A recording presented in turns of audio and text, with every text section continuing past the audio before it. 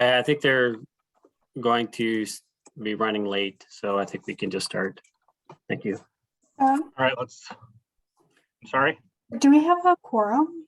I'm sorry, I'm only seeing. I'm only seeing Doug and me. two. Yeah, I So we'll have to believe. wait. Yeah, Yeah. that's The fine. 6-1, who's 612? Is that Manager Baki was going to be traveling up north. I don't know if that's him or not. This the 308-7865. Is that you, Manager Baki?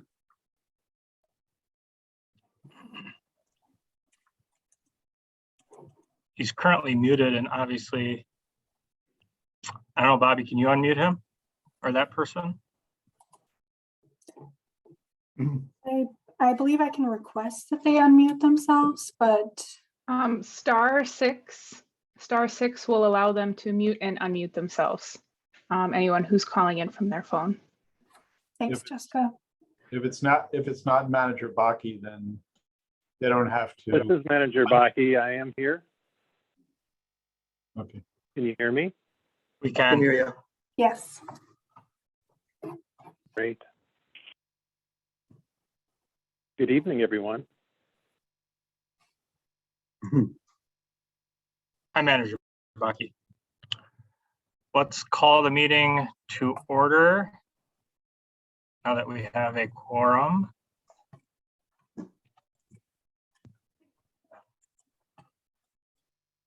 Jessica, did you already, or Bobby, did you already start recording?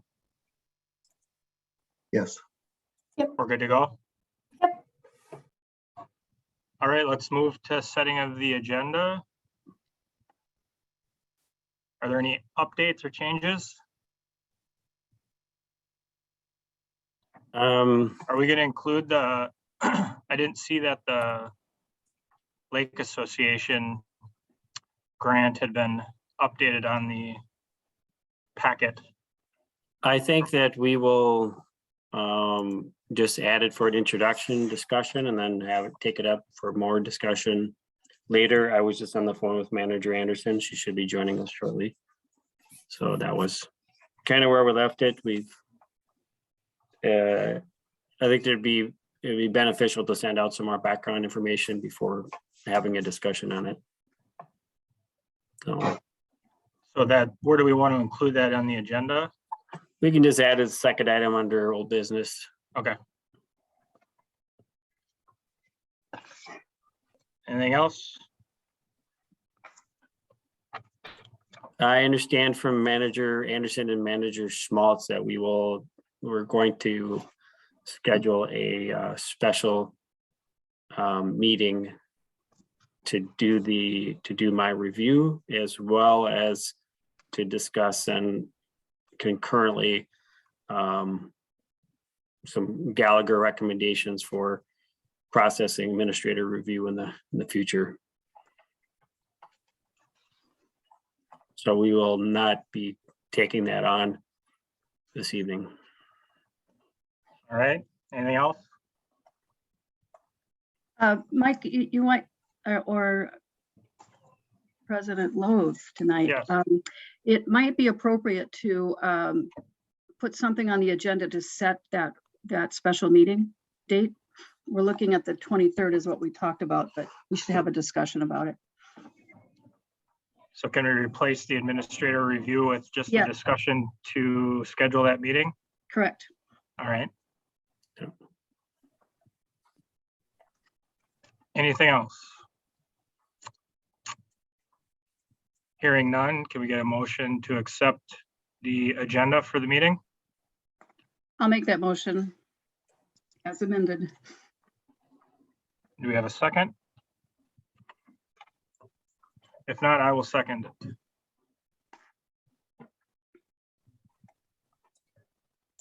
Bobby, can we get a roll call, please? Manager Lowe, Aye. Manager Anderson, Aye. Manager Taves, Aye. Manager Baki. Aye. Next, we'll move to new business. First item is the 2023 budget schedule. President and Managers Emily is here to discuss our recommended process. And I know for several managers, you caught part of the board budgeting process last year, but this will be your first year going through the whole thing, in addition to having our new watershed management plan. So go ahead, Emily. Thank you. Mr. President, managers, I would just sum up our recommendation as having slightly fewer meetings compared to last year, and maybe just scaling back the length of the budget document as well this year. And so we had outlined a recommendation, a budget schedule, holding those budget meetings at the second Thursday of the month, rather than the generally longer board meetings on the first Thursday of the month. And we would propose kicking off this process by today giving staff direction to develop a proposed budget. And then we would present that at the June 9th meeting, and just try to present, you know, the budget overview format and look at it from kind of a high level of the totals of each and where and if it differs from the watershed management plan.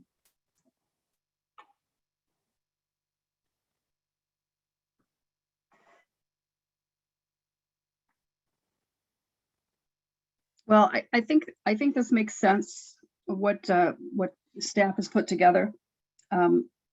We're trying to do that more where they prepare a budget and hopefully there's not too many changes past that point so that we don't have to get so embroiled in the minutia and the detail. And I think once our new financial reports come out, where you're looking at that information on a monthly basis, especially for the grant funds and the project funds, it'll be much more accessible, and you'll have a working knowledge of how that works. We have to make some assumptions, of course, during budgeting on what we project our grants to be, and they play a really big role, of course, in our capital programs, so, and projects. But I would like to propose to make the motion as proposed and direct staff to prepare a preliminary budget consistent with our water management plan, and as Emily pointed out, making sure to notate the differences from the plan and why. And I will second that. Thank you. Bobby, can we get a roll call, please? Manager Lowe, Aye. Manager Anderson, Aye. Manager Taves, Aye. Manager Baki. Aye. Thank you.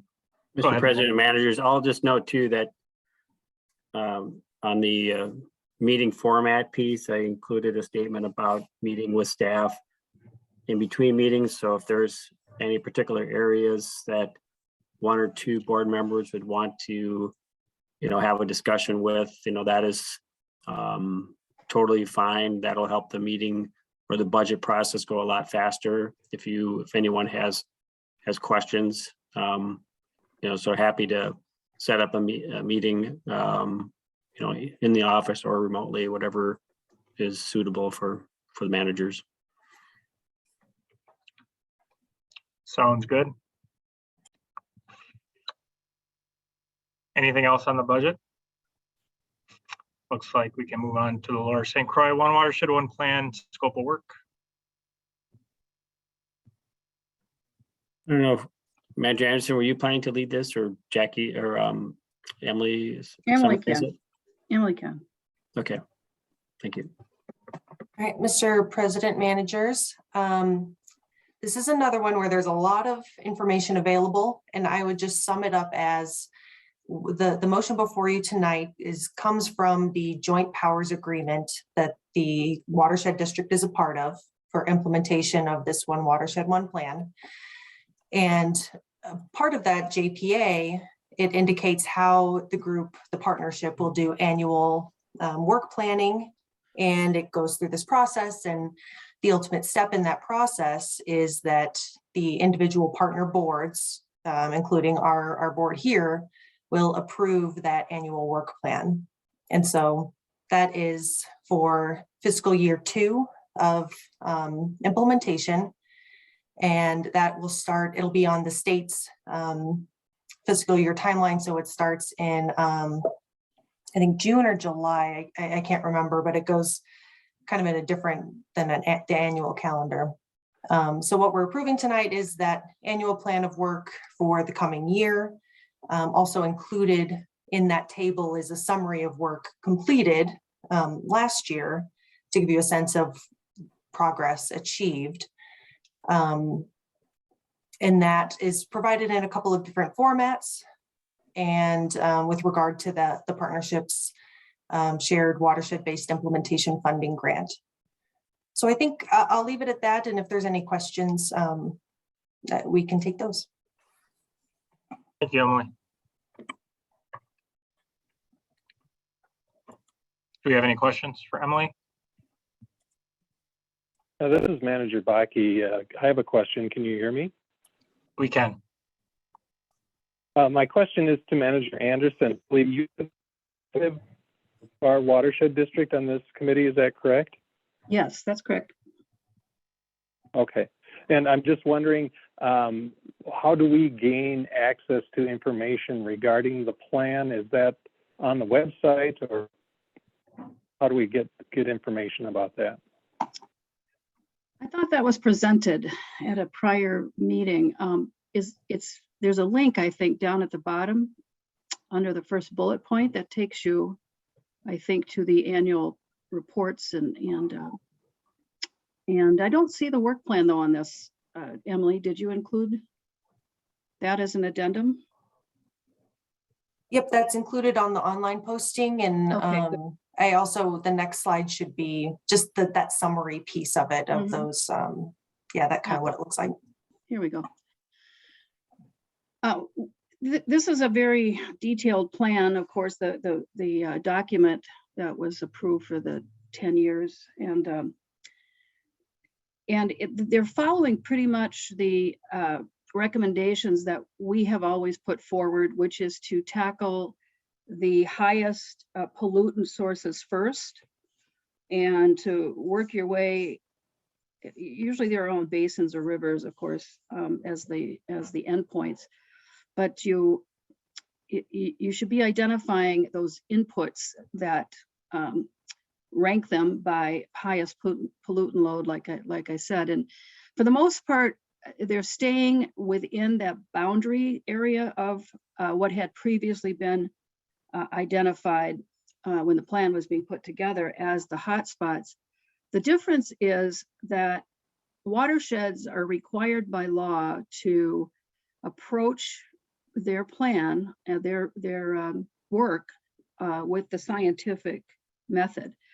And that means not using computer models all the time. Those are good for broad types of identification, but not getting down to the real detail of where these pollutant sources are coming from. So for the most part, like I said, they're in the areas that have been identified as the biggest pollutant sources for the Sunrise River. And that concentration is primarily up in the northern Chisago County area and the southern Pine. I think Isanti is on the westerly side, also contributes to some of the lakes up there. So we're happy about that. We're not so happy that they're not doing more monitoring like we do to really target those sources. And that's, I think, going to be a perpetual situation because so much of this is driven by soil and water conservation methods. And I think that's just something we're going to have to live with until the laws change. But there's not much that we can do to change that direction except to keep stressing the importance of it. But I think it holds with the 10-year plan that the Lower St. Croix put forward, and we should support it.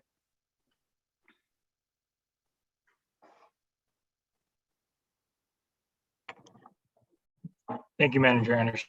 Mhm.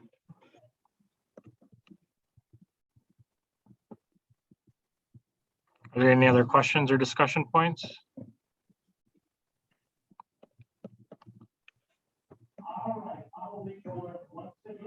If not, can we get a motion to approve the 2023 fiscal year annual plan?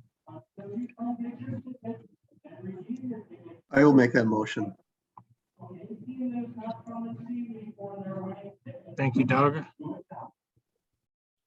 we have a second? I'll second. Thank you, Bobby. Can we get a roll call, please? Manager Loth, Aye. Manager Anderson, Aye. Manager Taves, Aye. Manager Baki, Aye.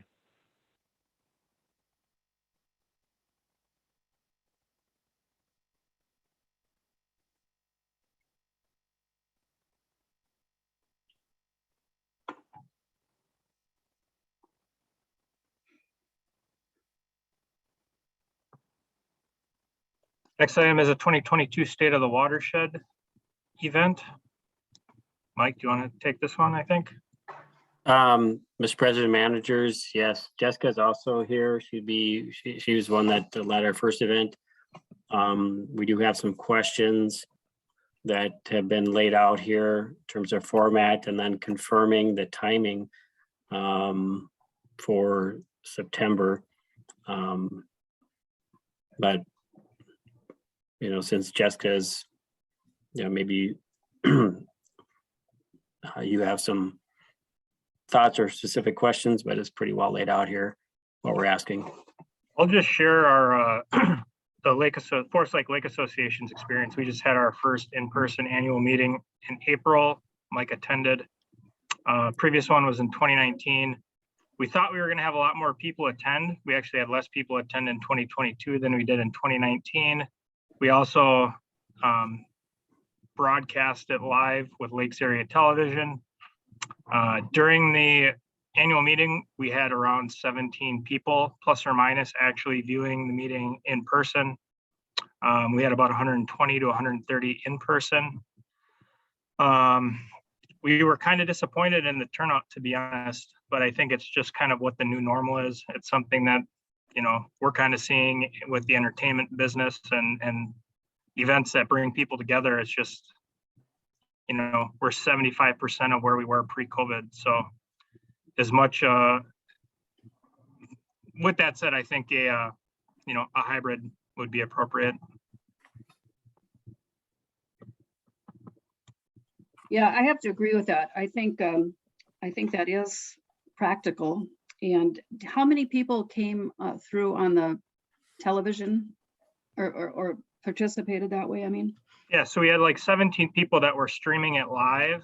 okay. And then I think we have like 70 some views Mhm. as a recording. So Okay. when it's all said and done, we reached, and we don't know how many people are sitting in front of the computer watching a recording. It could be 2 people or it Yeah. could be 1 person. So Yeah, that's right. we actually had more people in our 2021 meeting, which was completely virtual. Mhm. But I think, and the weather was bad that day. We're not really sure how much of an impact that had. There was kind of some heavy rain that happened right before the meeting started. So,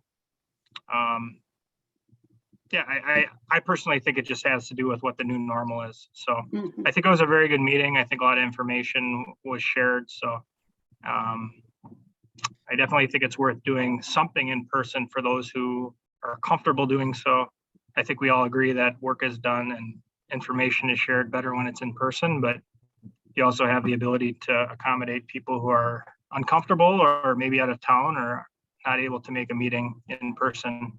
Mhm. Yeah, I Mr. think people President, And then getting- recording is good too, so.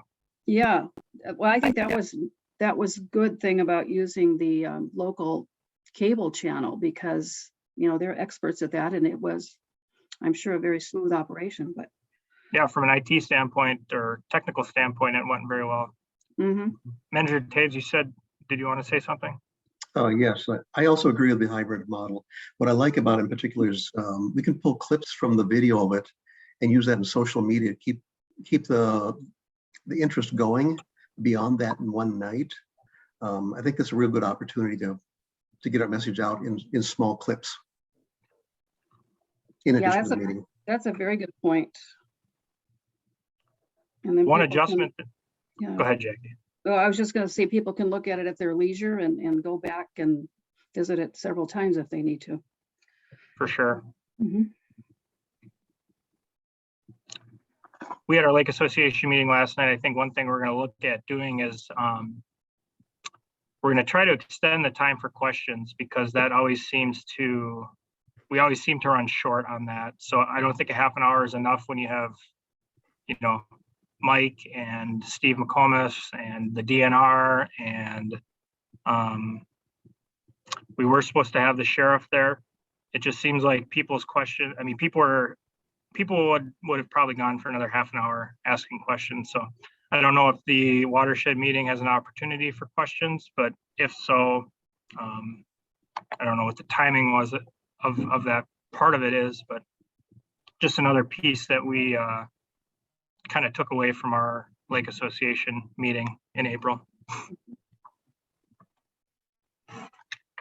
One of the things that the Watershed District did at our first State of the Watershed that I think was fairly successful in addressing the questions issue was on our RSVP page. We had a form for people to add any questions that they had going into the meeting, and we tried to address those questions in our presentations. And I think that kind of helped keep the number of questions at the end to a little bit more reasonable time frame. But it sounds to me like the board is in support of going with a hybrid model for this. I think that's great. I definitely think that's something we'll be able to implement successfully. So then my other question would be the timing of the event. So I proposed this fall in September to align with the district's anniversary of establishment. And it would be right around that same time when the logo and website should be ready to put out to the public. How does the board feel about that timeline? I agree with that. I do too. I do too. That sounds really good.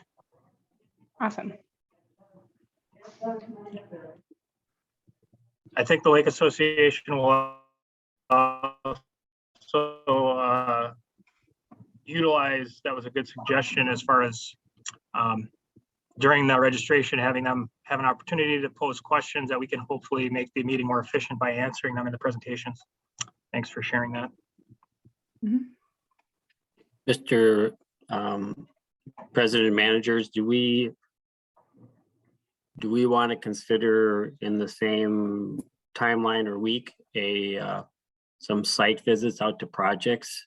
We've done that in the past. That would be different than the State of the Watershed event itself. It's more organizing, and I'm kind of throwing this on Jessica, but you know, if we did it, well, I mean, it could be in August or something as well, but it seems like maybe that later part of the year to help organize or time together. The other thing that we did, I think that helped, was that we start earlier than what the Lake Association meeting starts at, I think. And then we also had offered, it was in a location where we had some food and people could get beverages. So. Yeah, I would just recommend a bigger venue. You know, even if we're not at capacity, we're still in the pandemic mode, and we need to allow, I think, more space for people. And I know it got crowded at Mulligan's last time, so that would be my recommendation. The VFW, you know, something like that. Like Mike said, people can get food and drink. We don't have to sponsor that, but they can if they want it. Mr. President, I would really like to have that tour to be able to see the projects. I think that would help us all going into that public meeting with stakeholders. Mm-hmm. I think that's a great idea to build some momentum for engagement. Yeah, I like the idea of spreading that out, not having it on the same day or the same week, but it's always good, I think, to be able to see it in the summertime. Because people can get out and walk around it and you're not having to worry about, cold days and all of that kind of thing. So yeah, I think we did it in July one year, but July or August as a preemption to the annual meeting, and we can coordinate that marketing so that people know that that's, something that hopefully we're going to be doing every year. Yeah, I think August could work well for that. I know that July is already pretty packed for a lot of community events, so I think we'd probably have better turnout if we were to have that in August. Okay. And that's something that I plan to as well get recordings of some of that district tour to be able to utilize both perhaps in the state of the watershed, but also as Manager Tave suggested, reuse for social media and engagement purposes later on. So that was very successful with MRAP last year, doing the virtual tour. That was really well done. It was in the fall, I think. Yeah, and that's one of my to-do list items for the summer is I'll be following around a lot of our district staff as they're out and about doing different things to create various videos for the district to create its own virtual district tour along those same lines. Oh, perfect. So it's all coming together. Good.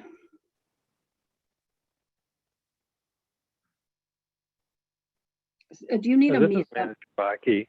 Okay. I just have a question regarding the purpose of the State of the Watershed meeting. I understand the project site visits. That makes sense to kind of showcase what the work has been. But I just need to be clear as to what is the purpose of the State of the Watershed meeting. What are we trying to accomplish there? I can address that.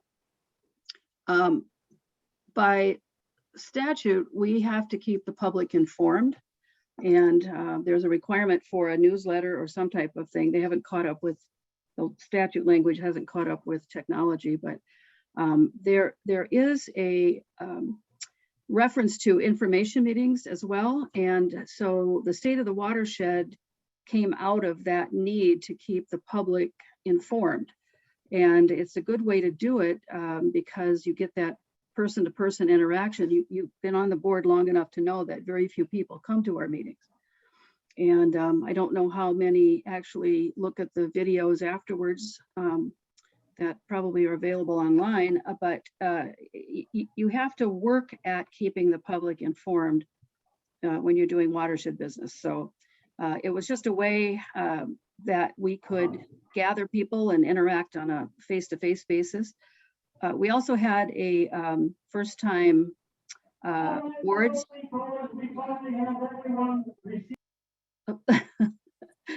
Awards, and so that was fun. A lot of family members came and so forth. So hopefully we're going to be doing that as well.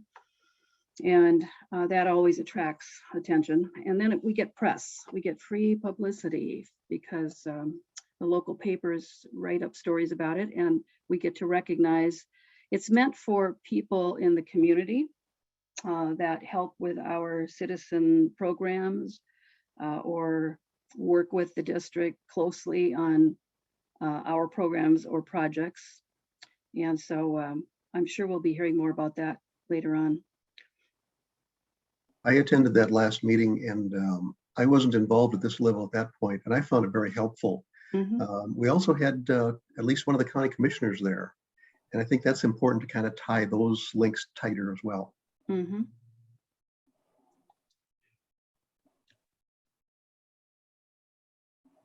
you need a motion, or can we just consent that we all agree? Or no motion needed from me. I was just looking for a general consensus of the direction that the board would like to see this going. Okay. And I think I've got what I need.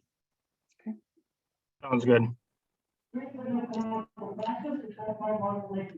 I'm sorry for the background noise. I'm at work. Can we get to, I think that's it for new business, if I'm not mistaken.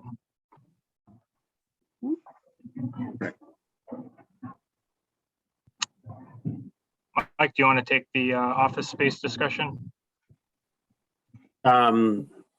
Yes, and I'll, just a little follow-up on Manager Anderson there on that other. I do think that the recognition of the volunteers at the State of the Watershed event was a very well-received component of that gathering. So I thought it certainly surpassed the expectations that I think that at least certainly myself and I think most of the board members had about the outcome of that event. We did, yes, had a number of elected officials. We made a point of inviting, all of our LGUs and others. And so it was a little bit of a time really just to celebrate the success of what we've been accomplishing. And I think we have a great story to tell. And as we know, nobody's gonna tell our story except for us. So it's a good opportunity. So for the district office space, so I was hoping to have somebody from ISG attend, but they actually had another commitment at the same evening and same time for another meeting. So they're not able to join us. They have helped with facilitating or a strategic plan for an organization or a government entity that was looking to do the same thing. So they are positioned to provide that service for the district in addition to some of the architectural and other design components that we would look to have later on. When we drafted the memo, we were looking at, so it was something that I came across a while back and mentioned it. Emily followed up and with the USDA on the specifics of the loan. And after we send out the memo, we had some more questions and Emily followed up with those. And just right now, in order for us to get to the July 1st timeframe, we would also need a piece of property identified for them to review, to look at. So it seemed pretty unlikely that we were going to meet that threshold. However, it is a program that ISG has experience with as well, this loan program, USDA, and it'll be better than the market rate that we can get elsewhere. And the other advantage is that they would offer a 40-year term. So for the lower rate, so that would really, again, be an advantage in terms of our, from a fiscal management side. So that's kind of where we're at. I will hope to connect with ISG probably tomorrow again or so and see if they're available either for the second meeting of the month, or maybe we add it to the agenda for the special meeting that we're going to talk about later today. So the other piece on this, the population, if we're able to persuade them is that the population of the watershed district, based on the number of homes that are residents that are there, and looking at the average family size, we can calculate the population from that, and it would be under that 20,000. So, but they're going to look at that to see if further, if that would be acceptable. Otherwise, by the next cycle, if they were to look at just that for the city of Forest Lake, even though a pretty sizable amount of it is not in the watershed district, I mean, it's their criteria, they can decide, I guess, but we'll keep the board posted further on those things as we proceed. But I do anticipate to be able to bring a scope of work to the board. We'll have we have a contract that we had with ISG previously. However, it was for the Willow Point property. Whether or not that Willow Point will be available for our State of the Watershed meeting, I don't know. But as an entertainment venue, but But that contract with ISG for that services would not be valid for this kind of work. So we'll have to bring in a new contract with a new scope of work. So.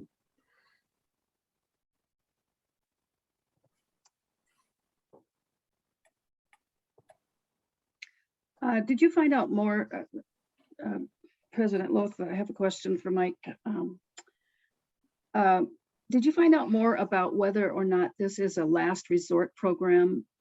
I read that in the documents, and to me, it meant that we had to show proof that we could not get loans through banks, or we couldn't get loans through bonding and that kind of thing. No, that would not. I think if we could just say that, we're, I mean, we could look at it a couple different ways. I mean, we're certainly limited by our tax levy. Mhm. I think we could also pretty simply make the argument that, for better or worse, the tax rate per 100,000 for CLF-LWD, because of the sheer number of acres of water and wetlands, we don't have as many homes per square mile as, say, Woodbury and South Washington. So, I mean, they have their taxable market value is significantly higher, of course. So from that standpoint, our levy, per 100,000 is higher than the other watershed districts. So we would have less ability, so to speak, to increase the levy further to cover the payment. So we could, I think, make a fiscal argument that we're in a position to be in need of the loan. And that seemed to be reasonable based off of our reading and discussion. Okay, just make sure that those nuances are fully open to us, because I'd hate to spend all this money and then find out when we get to the application step that we don't qualify for those reasons. So.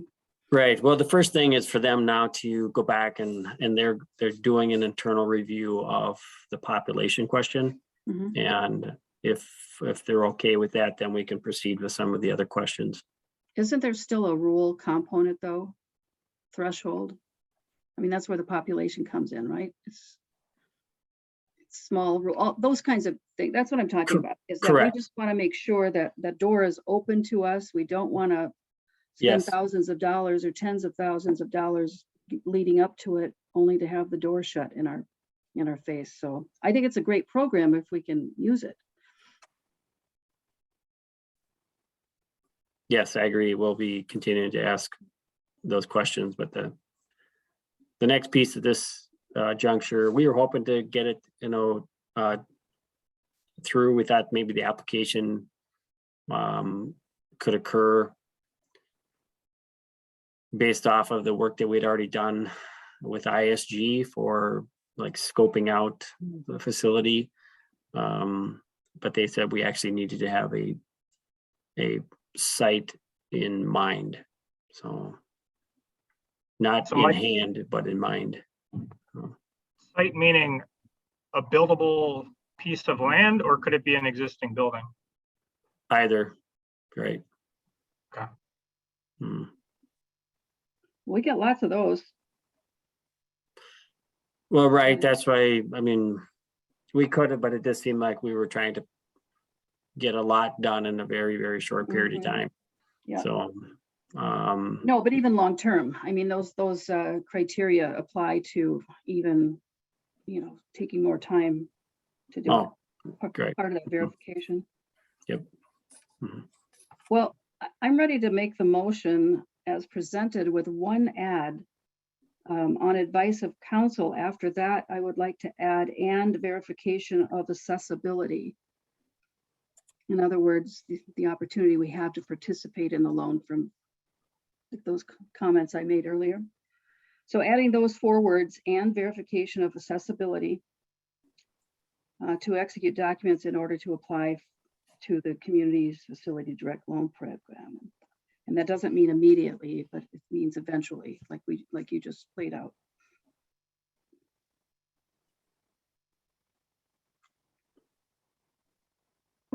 we have a second? I'll second that. Thank you, Manager Tays. Bobby, can we get a roll call, please? President Waltz, I have a question. This is Oh, Manager sure. I'm Baki. sorry, Manager Baki. Go ahead. No problem, no problem.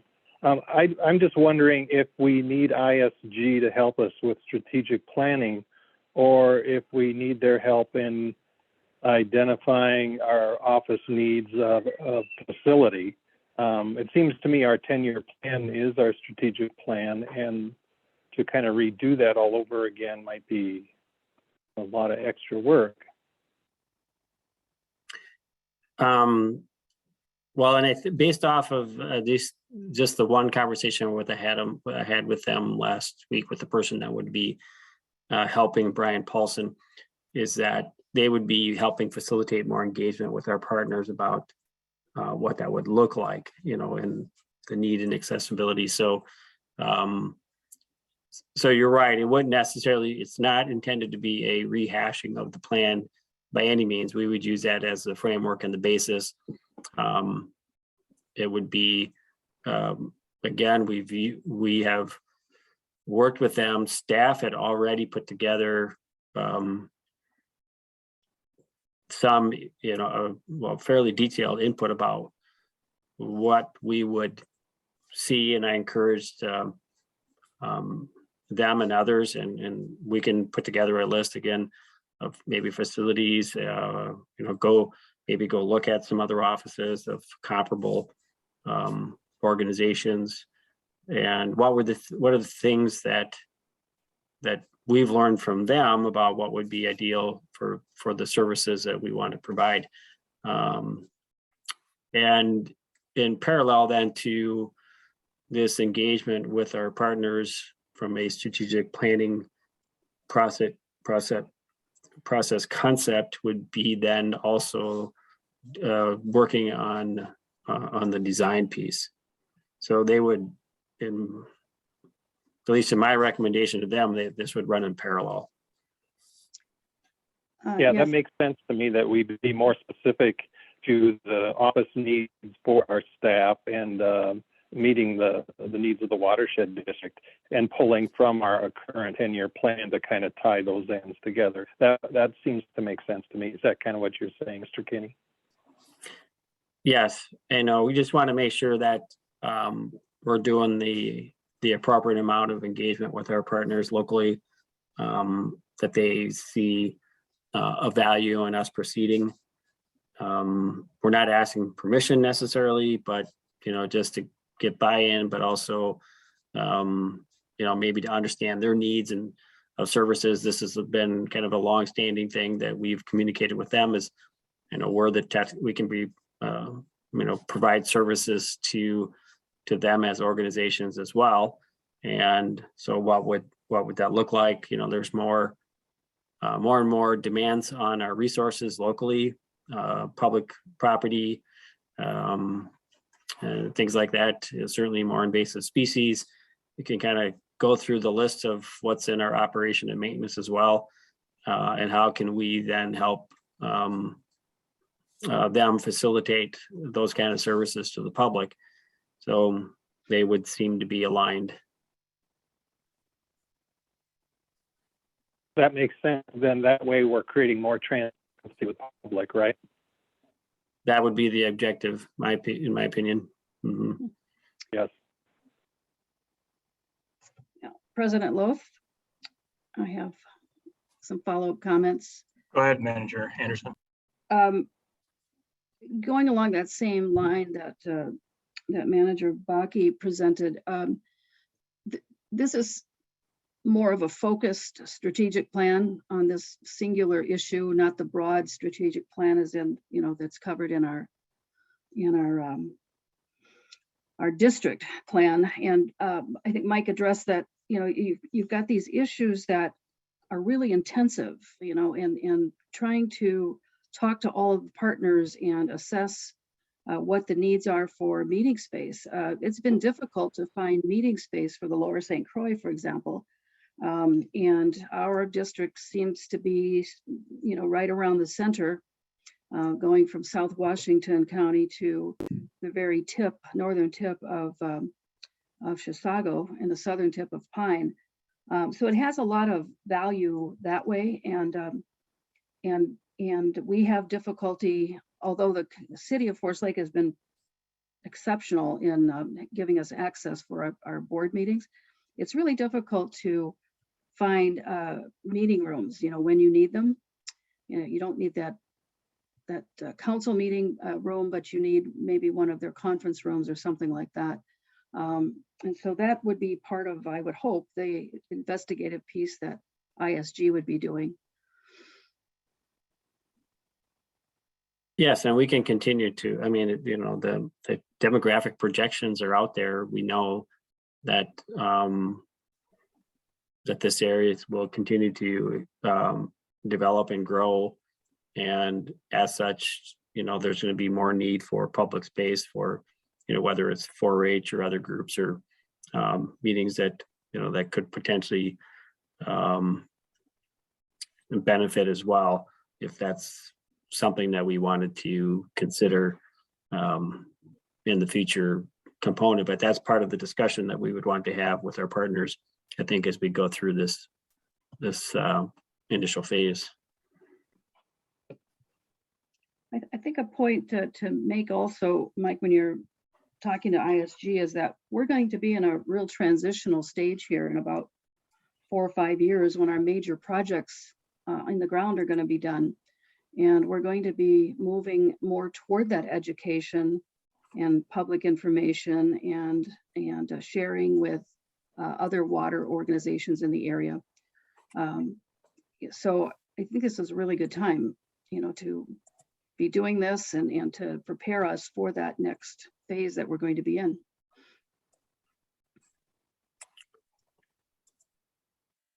Well, yes, and continuing from that, though, the other pivoting that we will be doing is moving into flood mitigation, wetland protection, and sediment control. There'll be a shift in our focus, but it'll be both certainly the operation and maintenance, but then also some of this other work. So, which requires a lot more meeting, I think, with the public, so that they can be educated toward all of this. Yeah. Okay.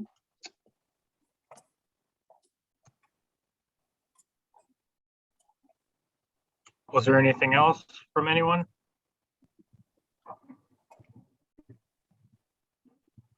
Hearing none. Bobby, can we get a roll call, please? Manager Loth, Aye. Manager Anderson, Aye. Manager Taves, Aye. Manager Baki. Aye.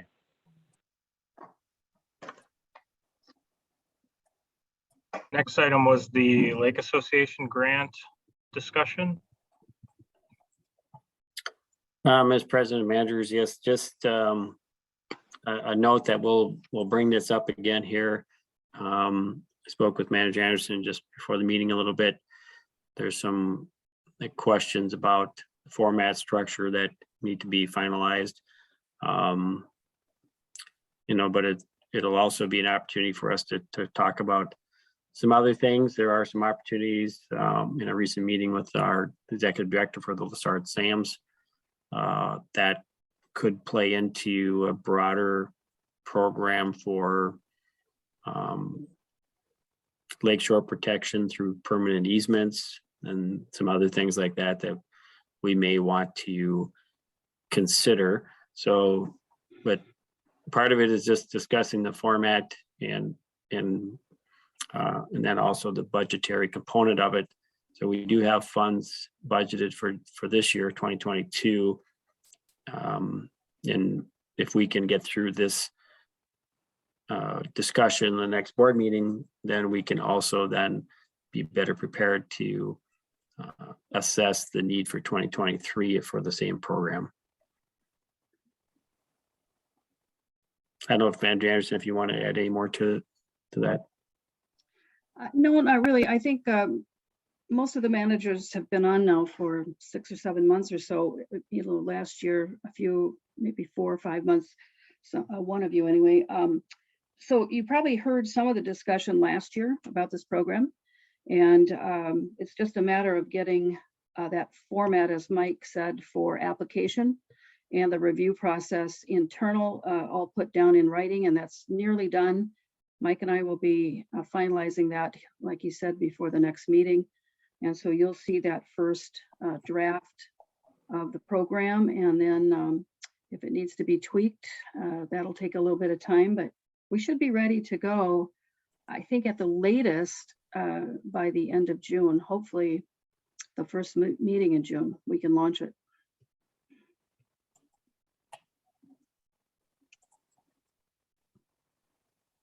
Thank you, Manager Anderson.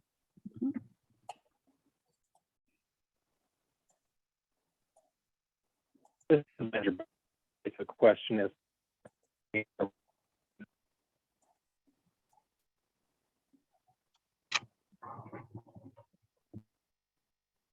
I was not able to hear that. I don't know if anyone else could.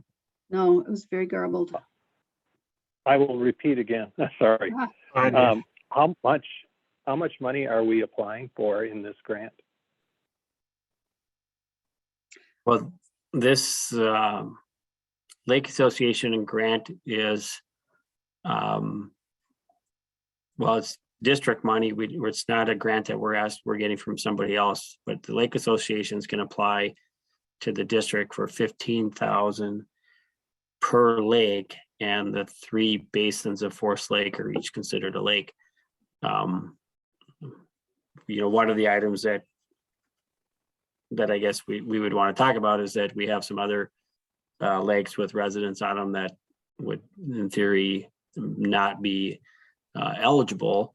Notable is Keewat and Moody, because they don't have a lake association. But this is then where I think a further discussion about what the objectives and outcomes of the program would be as it relates to just in general, the efforts that we would like to see on improvements for lakeshore properties from a water quality and habitat standpoint.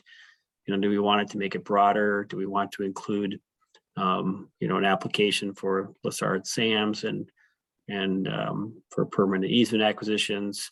We have our plant grant program that would be maybe level 1. Level 2 would maybe be like a 10-year agreement with something that I think the LID is currently doing, where it's $3,000 toward some habitat, and maybe be a 10-year agreement. Those are often or can be recorded on a deed. The third level, so to speak, would be a permanent easement that could be acquired, and then the maintenance could be handed over to Bowser, for the just for any legal or other inspections or things like that need to occur. But we could help facilitate that. So that's a program that could be developed through that. And of course, Lessard Sams those are larger applications, $500,000 to begin with. So this would not be a small effort that we would want to undertake. So again, it'd be kind of like, are we looking at this to be a parallel program, complementary, or what? So we're looking for input on what the board would like to see that program objectives be, so toward our overall goals that are laid out in our watershed management plan. So if I may follow up with a question, would the watershed district be the fiscal host for this grant, or does each watershed district apply individually? You mean each lake association? I'm sorry, Lake Association. Well, that's to be determined, but I think the way that it's currently in its current form of discussion, the Lake Association would apply for the grant. in a very simple format. And then the funds would be turned over to the lake associations. Yes, I could see where your question might be leading toward accountability. Is it a reimbursement for a grant or type of activity? Or is it something that's given up front and then we rely on the lake association to implement? I'm not sure that we've really established what that objective would be or how that would be framed up. I guess Manager we've Wilk? probably had more success with doing reimbursement type of activities. Other grants that we receive are done on a reimbursement basis. Go ahead, Manager Anderson. Yeah, if I could follow up. Yeah, this was my concept that I brought to the board last January in 2021. We have 4 programs that have been in existence since the start of the district and the first plan.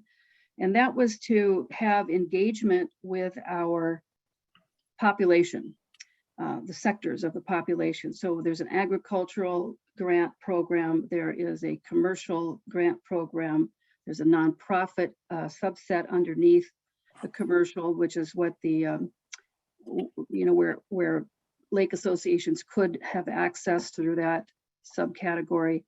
And I'm missing one. Oh, the local government units. And it hasn't been utilized. We haven't promoted it very much, but my concept was to engage the people that are the most engaged population in our district. And that typically are the people that have riparian rights. They're on the water bodies all the time or near them. And that includes the river as well, the Sunrise River. How do we get those people involved? And the mission of most of these associations have a component of education. And that is the most difficult one for us as an entity to do. It takes a lot of time, it takes a lot of people to go out and meet with all these groups.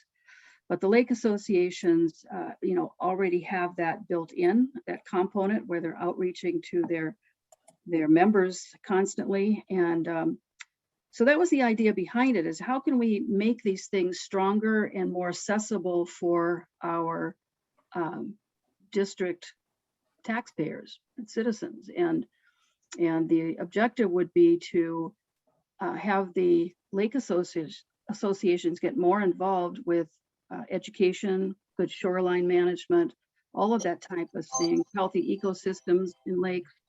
They can do a lot, and the district would provide guidance, and access to the agencies that have resources that can be utilized and so forth. And so this would not be an after the program thing, because a lot of the associations don't have that money to fund it. So it's not that reimbursement style. This is a grant opportunity to utilize those funds to achieve an outcome that the district has as a goal. So I hope that helps a little bit, and obviously it can be changed, but that was the original thought.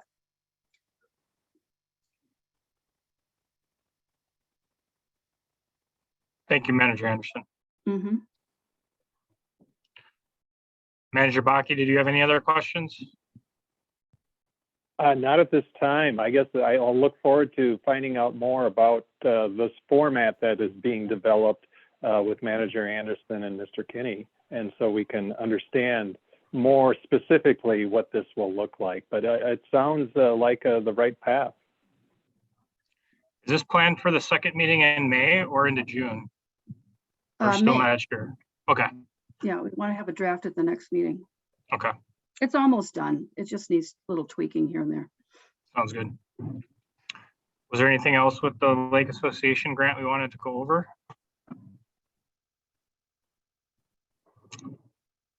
I see that President Schmalz has signed in. Do you want to continue from here? No, Chris, why don't you just continue? I'll just be a regular board member tonight because you've been running the meeting and it's almost over now. Seems like they go a lot faster when I'm not president. I think it's just a coincidence. Good job. All right.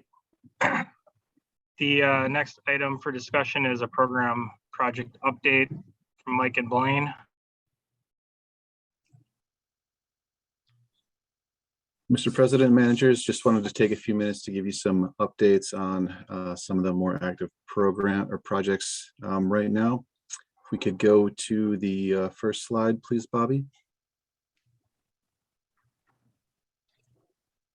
So just want to touch base on the Bone Lake Northeast Wetland Enhancement Legacy Load Project. As you're aware, this project was implemented this past winter. We have just begun doing some of the final restoration. There was some soil spread out here earlier this week, and then that'll be blanketed and seeded here in the coming weeks. And the field that the spoils were taken to will be tilled in as soon as it dries out sufficiently. So it'll be tilled, seeded, and stabilized. And we also had recently some work done near the culvert that flows into the, has an input into the project area off of 238th. There was a little bit of erosion occurring around there. It was stabilized with some riprap, and it's looking like it's very much stabilized at this point. So we'll continue to monitor that moving forward. We hope to have the project wrapped up, the restoration at the actual project site wrapped up in the next couple of weeks, and then the field spoils taken care of as soon as possible, as soon as they dry out sufficiently and we can get them tilled in and seeded. Next slide, please. Next project would be the County Road 50 Iron and Hand Sand Filter on the Washington Judicial Ditch 6. We're continuing to work with the Western landowner, very close to getting that easement in place. I met with them a few weeks ago, and then we revised the easement document according to some requests that they had. So they're currently reviewing that. They've been on vacation. Otherwise, I am confident we would have gotten a signature already on that. So I hope to get that early next week. We've also been continuing to work with the city to get the consent to cross the city's utility and drainage easement. That was taken before the city council on the 9th. So I was hoping to hear back from them already, but hopefully tomorrow we'll hear back. So that's moving along nicely. As you know, the diversion petition was approved on the 28th, and the wetland permitting was also approved shortly thereafter. And we are currently on track for implementation this fall. Next slide, please. An update on the Little Comfort Lake Subwatershed Enhancement, the School to Little Comfort Channel project. Last board meeting, we looked at a statement of work from Interfluve. They're going to be starting their survey next week on the 18th. They'll be assessing the area from Bone Lake all the way down to Little Comfort Lake, that whole channel, and then focusing in on the area where we hope to implement a project, which would be downstream of School Lake, between School and Little Comfort Lake. So that work will get started here next week. And we hope to get some, we will be getting 2 concept level designs from that effort, focusing on the restoration area again from School Lake down to Little Comfort. Next slide, please. Next is the Sunrise River Drained Wetland Restoration or Tax Forfeit Property. I'd like to mention that this is a Chisago County petition project. This project was ordered by the board on 3/24. We've been since then coordinating with the Department of Transportation, got some positive response from them, sharing some information with them, and hopefully moving forward with getting the proper permits to put the a part of the project, the diversion structure within the DOT right away.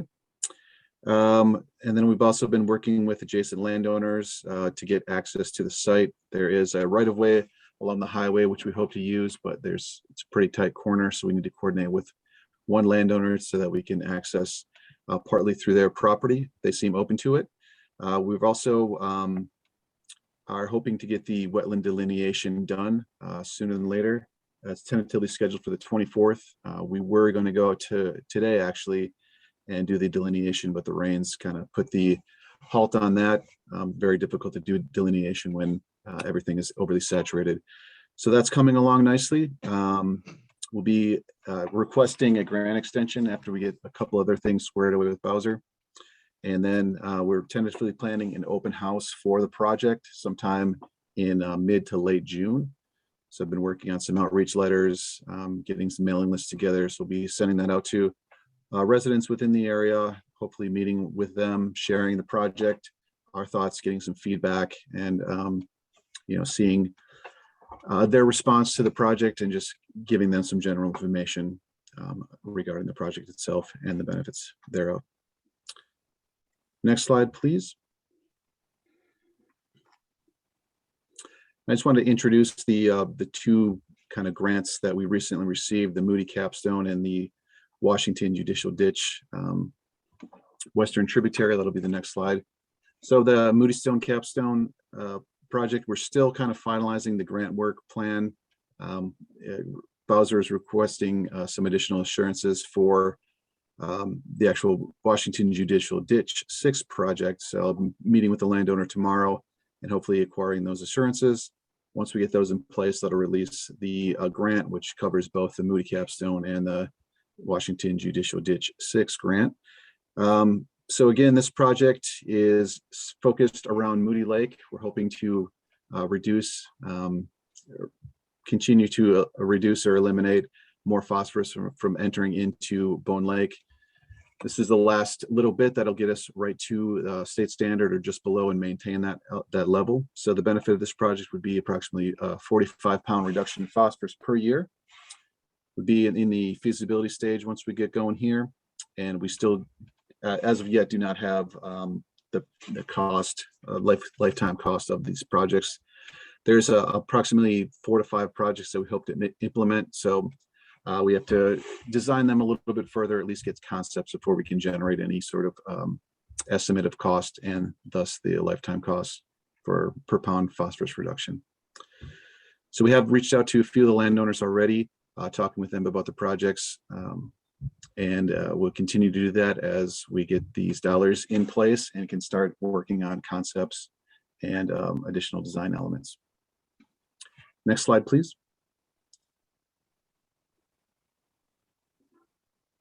The other new grant project, which I mentioned, is the Washington Judicial Ditch Judicial Ditch 6 Western Tributary Wetland. A bit of a mouthful there. This is right along Highway 97. It's a western trib to the JD6.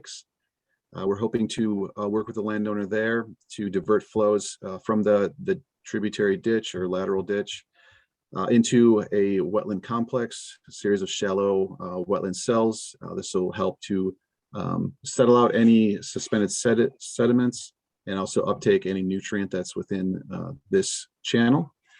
Those flows will be returned after treatment back into the ditch network and then head downstream to Forest Lake's third lake. We estimate that the benefit of this project would be approximately 38 pounds per year of phosphorus reduction. We have, because there's just the one project, we have an idea of the cost. So the lifetime cost per pound for this project for phosphorus reduction would be approximately $510 per pound, which is a favorable amount. Again, this is a wetland enhancement, connection to the floodplain and to the adjacent wetlands and hydrology restoration. We're continuing to work with landowner outreach and finalize the work plan. Again, I'm meeting with the landowner tomorrow to walk the site, talk a little bit about the agreement and the insurances that we would need to finalize the work plan and secure those dollars from the granting agency. That was the last slide for the project updates. Be happy to answer any questions if anyone has any. Does the tributary wetland have any impact with the enhanced iron filter project? Are they in the same area, aren't they? This is quite a bit downstream. It's much closer to the lake itself.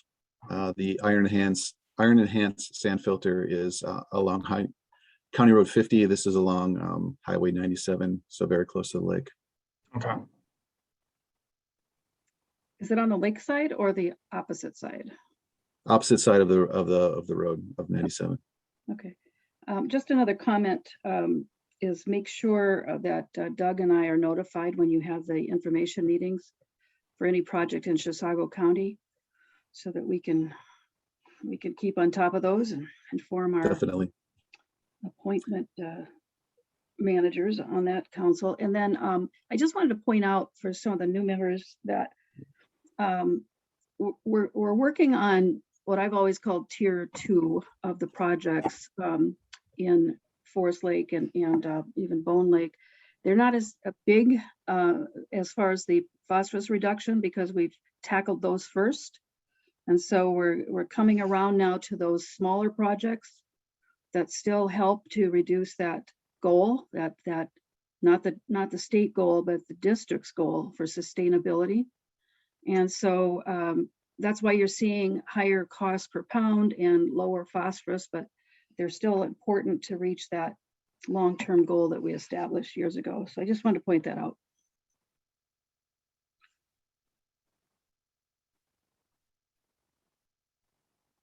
Any other questions, comments, or concerns?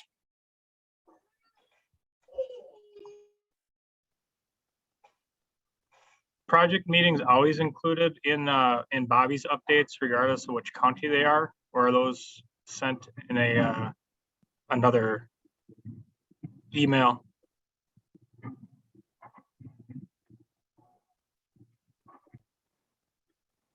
They would be, well, these updates from Bobby are a relatively new thing, if you will. We started to think about a year ago or so. I think in Emily was the precursor to those, but we would also send them to our partners, agencies to let them know. So invite not only landowners, but the others. So that's a good point. We'll make sure we have those included in those Friday updates, but then maybe specifically direct emails to the board members. I think that would be a good idea. Mhm. I agree.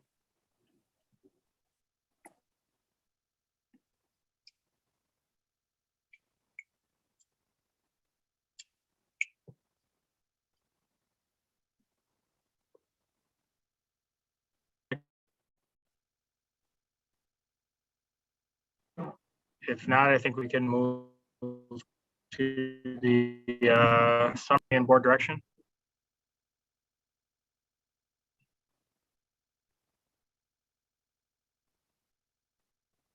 Mr. Chair, managers, the items I have are the direction that you gave as a board regarding the planning for the State of the Watershed meeting, including going to the hybrid meeting and then planning for the site visits spread out a bit leading up to that.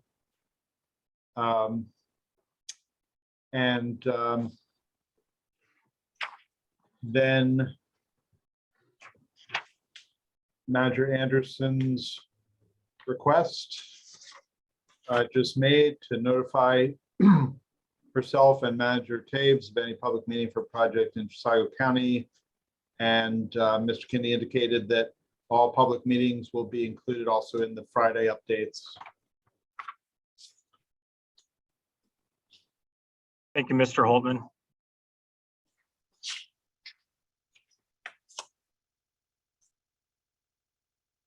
Manager Laws, this is Manager Baki. I have a question. Go ahead, Manager Baki.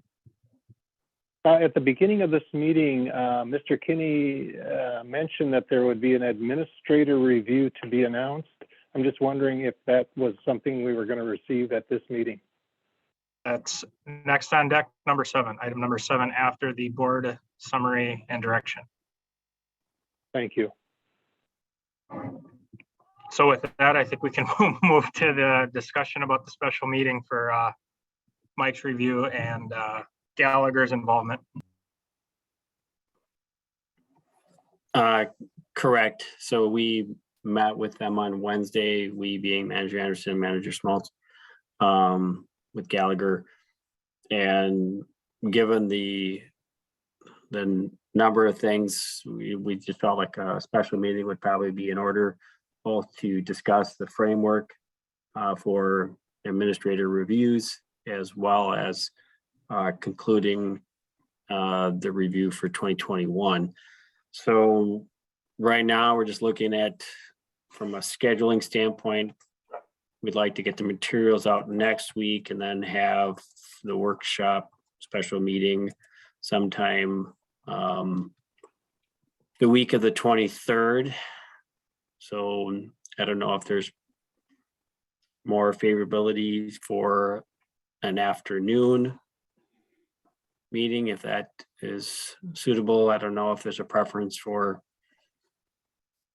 the working managers. And if you have your schedule, otherwise we can send out a couple of options, but we would be looking at the 23rd, the 24th, or 25th. We will have our second meeting of the month on the 26th. Mondays are not a good day for me for work conflicts, either during the day or at night, but Tuesday and Wednesday would be better for me personally. I'm off on Wednesday, the 25th, so I could be available. Manager Anderson, did you have your availability? I'm flexible. Manager Baki? Flexible as well. So maybe the 24th or 25th might work, or I'm sorry, the 25th, because Doug is off that day. Is that correct, Doug? That's correct.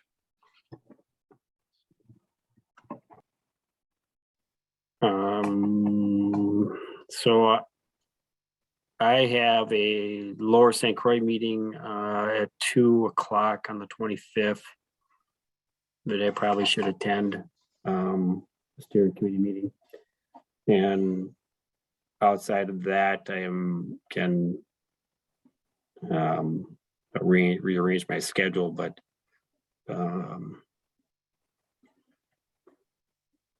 so either a 3:30 start or 5 or 6:30, unless we wanted to do a morning meeting, that would be an option as well. I'm up for a day meeting. And if that's agreeable to the rest of the board, we could do in the morning. Say 9 o'clock. That worked for me. Fine with me.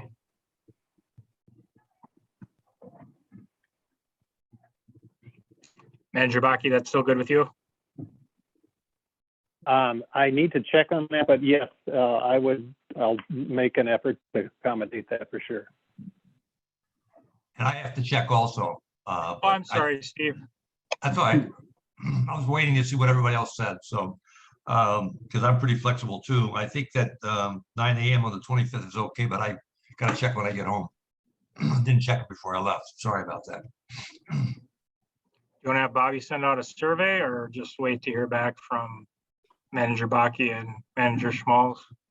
I won't know until Monday night probably when I get back, because I don't have, unfortunately, I still keep a paper calendar, so.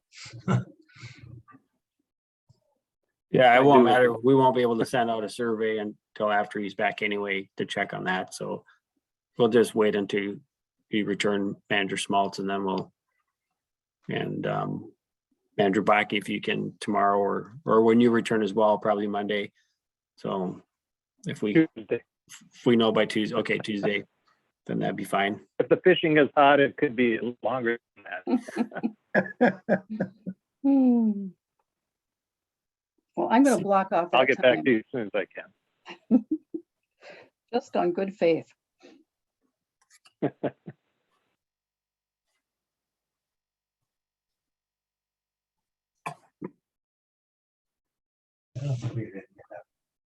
All right.